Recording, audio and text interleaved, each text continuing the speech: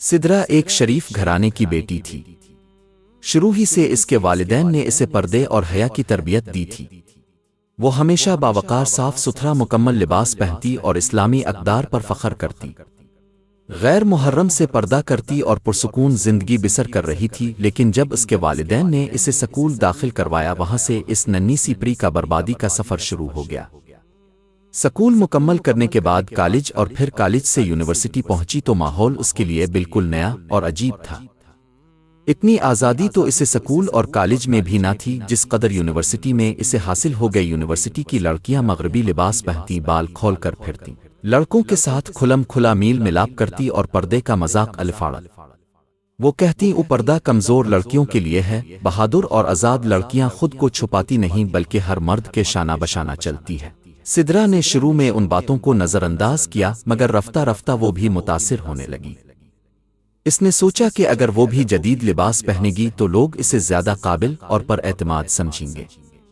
आहिस्ता आहिस्ता इसने हिजाब छोड़ दिया और मगरबी फैशन अपनाना शुरू कर दिया। कुछ दिनों बाद उसके घर वालों ने इस तब्दीली को महसूस किया। माँ ने कहा, बेटी, ये कैसी आज़ादी है जो तुझे अल्लाह के हुक्म से दूर कर रही है? सिदरा ने जवाब दिया, उम्मी, ये ज़माना बदल गया है। अब लोग पर्दे वाली लड़कियों को पसमानदा, पाराने दूर की औरत समझते हैं। माँ के दिल पर ये अल्फाज खंजर की तरह लगे। वो जानती थीं कि मुसलमान औरत की असल इज्जत पर्दे और हया में है, न कि फैशन और नुमाइश में। माँ को बहुत अफसोस हो रहा था कि मैंने अपनी बेटी को अपने ही हाथों से कत्ल कर दिया। दीन से दूर करना कत्ल से बड़ा कत्ल है। मेरी नन्ही शहजादी बेटी तो घर का रोशन चिराग थी। इसे यहाँ तक पहुँचाने की सबसे बड़ी वजह स्कूल और कॉलेज और यूनिवर्सिटी की तालीम है।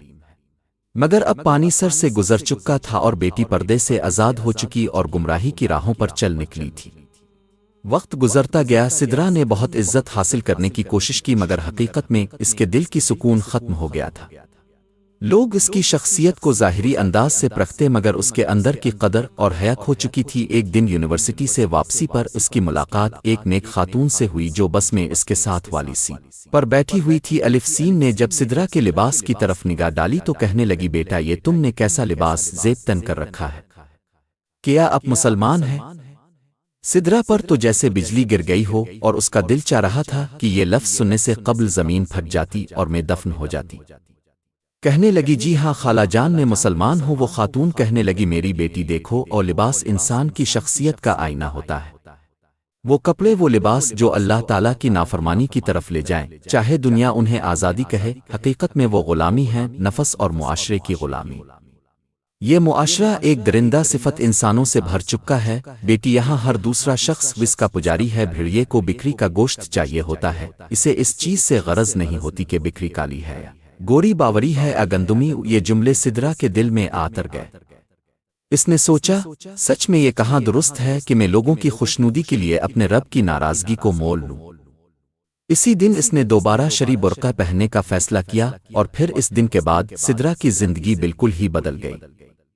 इसने इस बात की हकीकत को पा लिया था कि मगरबी कल्चर और उसकी तालीम और उसके लिबास की आज़ादी दरअसल मुसलमान औरत की हया, शर्म, शर्मीलापन, जेजेका और सादगी को ख़त्म करने की ख़तरनाक साजिश है। जबकि मुसलमान औरत की असल आज़ादी वही है जो अल्लाह ताला के हुक्म पर अमल करने में है। सिदरा ने फिर अपने ख़ानदान की औरतों को दीन की तालीम की तरफ लाने के लिए शब और रोज़ काम शुरू कर दिया। कुरान करीम की तालीम, हदीस मुबारका की तालीम हासिल की और फिर इस मुक़द्दस तालीम को आम करती चली गई। बेशक इसी तालीम में हर मुसलमान औरत की कामयाबी है, इस दुनिया में भी और आखिरत में भी। साथियों, सब्सक्राइब, शेयर और लाइक ज़रूर कीजिएगा। जज़ाकल्लाह खैर।